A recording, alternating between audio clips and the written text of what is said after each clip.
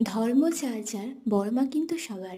আমাদের এখানে বড় মা নেই, কিন্তু খেপিমা আছে। গত সপ্তাহে আমরা চলে গেছিলাম খেপিমা তলায় দাদার মেয়ের জন্মদিন উপলক্ষে। সেখানে গিয়ে আমরা প্রথমেই পুজো পুষ্পাঞ্জলি দিয়ে দিলাম আর মন্দিরটাও একটু ঘুরে নিলাম। আর এই যে আমাদের বার্থডে গার্ল, 10 বছর পূর্ণ হয়ে গেল।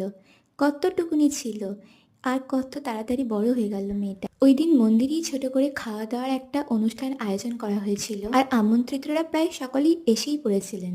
আমরা তো মায়ের ভক্ত বটেই, কিন্তু মায়ের আসল ভক্ত হলো এরা। দিন আমরা সবাই মিলে ভোগ গ্রহণ করতে বসে পড়েছিলাম। প্রথমেই পাতে পড়ে গেছিল শাক ভাজা, বেগনি ভাজা, পোলাও, মটর আলুর তরকারি। মটরের তরকারিটা দিয়ে পোলাওটা মেখে খেতে না খেতেই পাতে পড়ে গেল ভাত, ডাল, পনির আর ফুলকপির তরকারি। লাস্টে ছিল চাটনি, দই, মিষ্টি। তোমাদের যদি আজকের এই ব্লগটা ভালো লেগে থাকে তাহলে প্লিজ চ্যানেলটাকে সাবস্ক্রাইব করে দিও আর ভিডিওটাতে একটা লাইক দিও। বাই।